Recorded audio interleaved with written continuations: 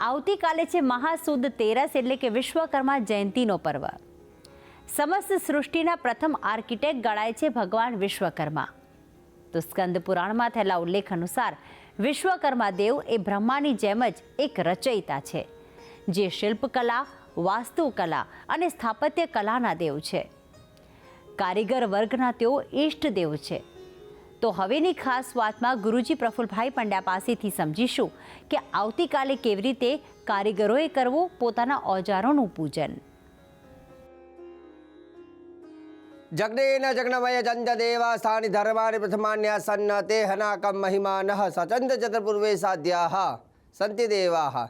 જય ભગવાન મિત્રો, હું છું પ્રફુલભાઈ પંડ્યા। ભક્તિ સંદેશ કાર્યક્રમની અંદર આપનું સ્વાગત છે। દર્શક મિત્રો, મારે આજે વાત કરવી છે વિશ્વકર્મા ભગવાનની, કેમ કે આવતીકાલે છે વિશ્વકર્મા જયંતિ। તો વિશ્વકર્મા જયંતિ જો આવતીકાલે છે તો દરેક લોકોના મનમાં પ્રશ્ન ઉદ્ભવિત થાય કે મારે વિશ્વકર્મા ભગવાનની પૂજા કરવી છે અથવા મારે વિશ્વકર્મા ભગવાનની કૃપા મેળવવા માટે કયા ઉપાય કરવા। તો આજે હું તમામ લોકોને વિશ્વકર્મા ભગવાનની પૂજન એનો મહિમાની જાણકારી આપવાનો છું। વિશ્વકર્મા ભગવાન એટલે શું, વિશ્વકર્મા ભગવાનનો પરિચય શાસ્ત્રમાં શું આપેલો છે, તો બધી જ વાતની ચર્ચા મારે આજના વિષયમાં કરવાની છે। મિત્રો, એવું કહેવાય છે કે વિશ્વકર્મા ભગવાનની જયંતિ મહાસુદ તેરસના દિવસે વિશ્વકર્મા જયંતિ આવે છે અને એમના સ્વરૂપની જો વાત કરવામાં આવે તો એવું કહેવાય છે કે શાસ્ત્ર પ્રમાણે બ્રહ્મવક્ત્ર ચતુર્ભુજ વિશ્વકર્મા મવ્યયમ સ્થૂલ સૂક્ષ્મ પ્રદાતારમ ધ્યાયેત તમ શિકિનામ ગુરુ। એવું કહેવાય છે કે વિશ્વકર્મા ભગવાન જે છે એ ગુરુ બતાવેલા છે। કોના ગુરુ? તો એવું કહેવાય છે કે આ દુનિયામાં જેટલા લોકો કામ કરે છે, ચાહે લોખંડનું કામ હોય, ફર્નિચરનું કામ હોય, સોના ચાંદીના ઘડવાનું કામ હોય, તો જે કારીગર છે એવું કહેવાય છે કે એના ભગવાન વિશ્વકર્મા ભગવાન છે। કેમ કે આ દુનિયામાં પ્રથમ ઘડવાનું જો કોઈએ કામ કર્યું હોય તો વિશ્વકર્મા ભગવાન છે। એવું કહેવાય છે કે વિશ્વકર્મા ભગવાનનું સ્વરૂપ બ્રહ્માજી સમાન બતાવે છે। બ્રહ્મ વક્ત્રમ ભુજે ક્ષત્ર મરુવૈશ્ય પ્રકૃતિત। બ્રહ્માજીએ જ્યારે સૃષ્ટિની રચના કરવાની વિચાર કર્યો કે મારે આ સૃષ્ટિ બનાવી છે, મારે સૃષ્ટિની અંદર દરેક મનુષ્યની રચના કરવી છે, નિર્માણ કરવું છે, ભવનની રચના કરી છે, ત્યારે એવું કહેવાય છે કે વિશ્વકર્મા ભગવાનને જવાબદારી સોંપી છે અને કહ્યું છે કે તમે આ સૃષ્ટિનું નિર્માણ કરો। એટલે એવું કહેવાય છે કે દુનિયાને ઘડનાર, દુનિયાને બનાવનાર એવું કહેવાય છે કે વિશ્વકર્મા ભગવાન છે। સ્વરૂપની વાત કરીએ તો બ્રહ્માજી સમાન એમનું સ્વરૂપ છે। આમ તો અલગ અલગ સ્વરૂપ છે, એમાં અનેક ભુજાઓ પણ બતાવેલી છે। વિશ્વકર્મા ભગવાનને દેવશિલ્પી તરીકે ઓળખવામાં આવે છે। દેવશિલ્પી મતલબ દેવતાઓના શિલ્પી, મતલબ ભગવાનને પણ પોતાના રહેવા માટે જે નિર્માણ કરવું પડે તો એ મકાનનું નિર્માણ, એ મહેલનું નિર્માણ, સ્વર્ગનું નિર્માણ એવું કહેવાય છે કે વિશ્વકર્મા ભગવાને જ કરેલું છે। એટલે દેવતાઓના શિલ્પી તરીકે ઓળખવામાં આવે છે અને વિશ્વ નિર્માતા તરીકે ઓળખવામાં આવે છે વિશ્વકર્મા ભગવાનને। એવું કહેવાય છે કે ઓજારોના દેવ એટલે વિશ્વકર્મા ભગવાન। આજે આપણે જાણીએ છીએ કે કોઈ પણ કારીગરને કામ કરવું હોય ને તો કામ કરવા માટે તાકાત તો જોઈએ, પણ કામ કરવા માટે ઓજાર જોઈએ અને ઓજાર હોય તો સુંદર રીતે એ ભવનનું નિર્માણ થાય છે અથવા કોઈ પણ જે વ્યવસાય હોય એનું કાર્યનું જલ્દીથી નિર્માણ થાય છે। એટલે ઓજારની જરૂર છે। દેવતાઓને પણ અસ્ત્ર અને શસ્ત્રની જરૂર હતી। અસુરો સાથે યુદ્ધ કરવા માટે અસ્ત્ર અને શસ્ત્રની જરૂર હતી। તો એવું કહેવાય છે કે વિશ્વકર્મા ભગવાને શું શું બનાવ્યું છે, તો વિશ્વકર્મા ભગવાને એવું કહેવાય છે દેવતાઓના અસ્ત્ર શસ્ત્ર બનાવ્યા છે, દેવતાઓના આભૂષણ બનાવ્યા છે, દેવતાઓના મહાલય દેવાલયનું નિર્માણ કર્યું છે। સ્વર્ગની અંદર જે બધા દેવી દેવતાઓ રહેતા હોય તો સ્વર્ગનું નિર્માણ પણ વિશ્વકર્મા ભગવાને કરેલું છે. વિષ્ણુજીનું સુદર્શન ચક્ર એ પણ વિશ્વકર્મા ભગવાને બનાવ્યું છે. શિવજીનું ત્રિશૂલ વિશ્વકર્મા ભગવાને બનાવ્યું છે.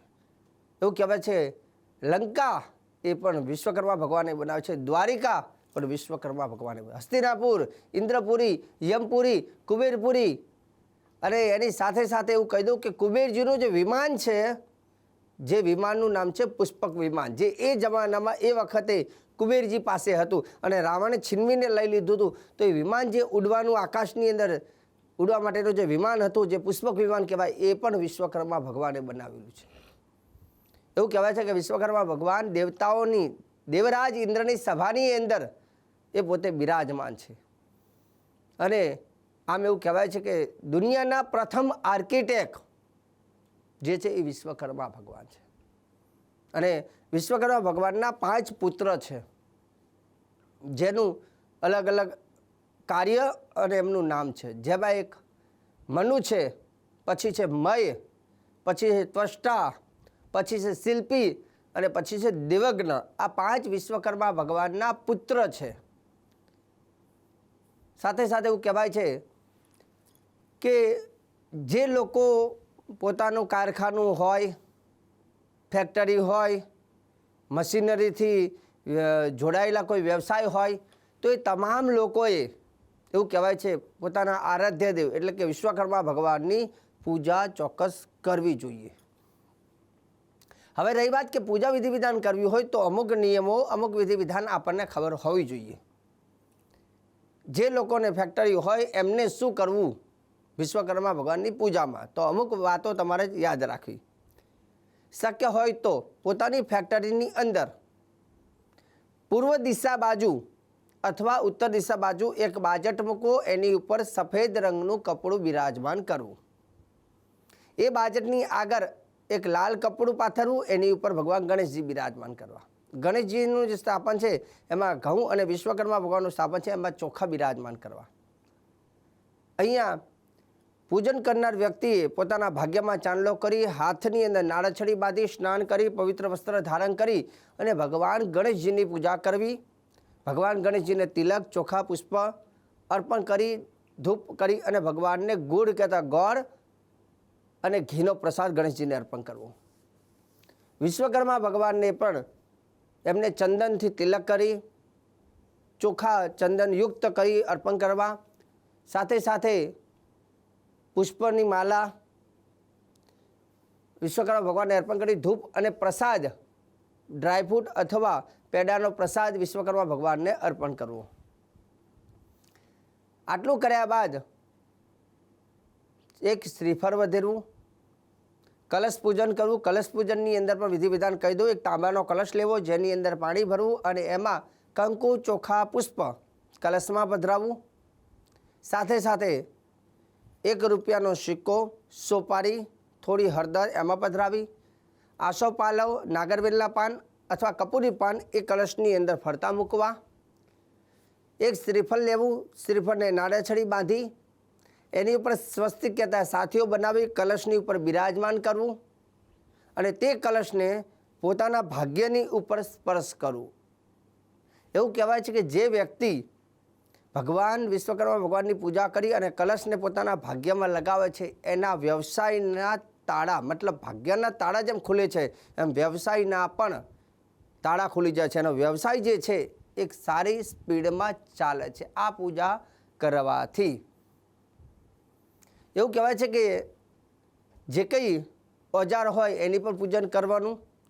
અને રહી વાત મંત્રની, તો જ્યારે પૂજન કરનાર વ્યક્તિએ પૂજા કરે છે ભગવાન વિશ્વકર્મા ભગવાનની, ત્યારે એક મંત્ર છે, ઓમ વિશ્વકર્મણે નમઃ, ઓમ વિશ્વકર્મણે નમઃ. આ મંત્ર બોલી અને ઓજારની પૂજા કરવી. સાથે સાથે ધૂપ એક કરવાનું, જેની અંદર શક્ય હોય તો કોઈ માટીનો કોઈ પાત્ર લેવાનું, એની અંદર કોલસા મૂકી અને ગુગળનો ધૂપ કરી વિશ્વકર્મા ભગવાનને આપવું. ને આખી જેટલી ફેક્ટરી છે તમારા ફેક્ટરીને ફરતા બધી જગ્યા ઉપર એ ધૂપ કરવાનો છે. હવે ધૂપ કરવાનું કારણ એ છે કે જે ફેક્ટરીમાં જે વ્યવસાય ક્ષેત્ર હોય એ હંમેશા એની ઉર્જાઓ મજબૂત હોવી જોઈએ. ઘણી વખત કામ કરતા હોઈએ પણ ઉર્જાઓ સારી ના હોય તો કામ કરનાર વ્યક્તિ કારીગરને પણ મજા ના આવે, એનું મન વિચલિત રહેતું હોય, મન વિચલિત રીતે કામ બગડતું હોય અથવા કંઈક ના કંઈક વાગવાના ભય રહેતા હોય કે મન બીજે હોય તો કામમાં મજા ના આવે. તો એક ધૂપ આપવાથી એવું કહેવાય છે કે આખી ફેક્ટરીની અંદર જ્યાં જ્યાં ધૂપનો ધુમાડો જાય છે તો એનાથી એક જગ્યા એક સકારાત્મક ઉર્જા ઉત્પન્ન થાય છે અને સકારાત્મક ઉર્જા ઉત્પન્ન થવાથી વાતાવરણ શુદ્ધ થાય, એ ભૂમિ જે છે જાગૃત બને છે. કેમ કે ભૂમિને જાગૃત કરવા માટે જેમ આપણે હવન કરીએ ને તો હવનથી પણ ભૂમિ જાગૃત થાય અને આ ભગવાનનો ધૂપ જે કરવામાં આવે છે એનાથી પણ એ વાતાવરણથી એ ભૂમિ ચાર્જ થાય છે અને ભૂમિ ચાર્જ થાય જેનાથી એ જગ્યા ફળરૂપ બને છે, એ જગ્યાથી ફાયદો થાય છે. સાથે સાથે એવું કહેવાય છે કે જેટલું પણ મશીનરી હોય એની પણ પૂજા કરવાની છે. હવે રહી વાત પૂજાનો સમય કયો છે, કેમ કે પૂજા વિધિ જાણી પણ એનો સમય પણ જાણવો જરૂરી છે. તો આવતીકાલના જે શ્રેષ્ઠ મુહૂર્તો જે છે, જે સારા મુહૂર્તો છે, હંમેશા હું પણ ટીવીના માધ્યમથી એક વાત કહું છું કે મુહૂર્તો અલગ અલગ રીતે જોવામાં આવે છે, ચોઘડિયા પ્રમાણે જોવામાં આવે છે, હોરા પ્રમાણે જોવામાં આવે છે. અભિજીત શ્રેષ્ઠ મુહૂર્તો આવતા હોય તો એ પ્રમાણે પણ મુહૂર્ત કરી શકાય, પણ હંમેશા હું હોરાને વધારે વિશેષ મહત્વ આપું છું એટલે હોરા પ્રમાણે હું મુહૂર્ત આપતો હોઉં છું. તો આવતીકાલના જે શ્રેષ્ઠ સમય જે છે સવારે 7:24 માંડી અને સવારના 10:09 જે સમય છે જ્યાં શુક્ર બુધ અને ચંદ્રની હોરા જે છે જે સમય શુભ છે. ત્યાર પછી મધ્યાહનકાળ એટલે બપોરનો જે સમય જે છે જેને અભિજીત મુહૂર્ત કહેવામાં આવે છે. અભિજીત મુહૂર્તનો જે સમય છે બપોરના 12:31 માંડી અને 1:15 જે સમય જે છે જેને અભિજીત મુહૂર્ત કહેવામાં આવે છે. તો આ સમયમાં પણ તમે વિશ્વકર્મા ભગવાનની પૂજા અથવા તમારા વ્યવસાયની જે પૂજા હોય, મશીનરીની પૂજા હોય, એ બધું તમે કરો, શુભ પરિણામ આપે છે. એના પછીનો એક સમય જે છે જે બપોરના 1:48 માંડી અને સાંજના 4:32 આ જે ત્રીજું મુહૂર્ત જે છે એ પણ શુભ સમય છે. તો આ મુહૂર્તની અંદર તમે તમારા વ્યવસાયમાં પૂજન કરી વિશ્વકર્મા ભગવાનનું ઓજાર મશીનરીની પૂજા કરી અને એ જગ્યાને એક તાકાત આપવાનો શુભ દિવસ હોય તો એ વિશ્વકર્મા જયંતિ છે, જે આ સૃષ્ટિના નિર્માતા છે. તો દર્શક મિત્રો, આજે વિશ્વકર્મા ભગવાનને લઈને બહુ શ્રેષ્ઠ જાણકારી, સુંદર જાણકારી મેં આપી છે અને આગળ પણ ભક્તિ સંદેશ કાર્યક્રમમાં હું પ્રફુલ્લ પંડ્યા આવી જાણકારી, શ્રેષ્ઠ જાણકારી આપતો રહીશ. કાર્યક્રમ જોવાનું ચૂકતા નહીં. મને આપી દો હવે તમે રજા. જય ભગવાન.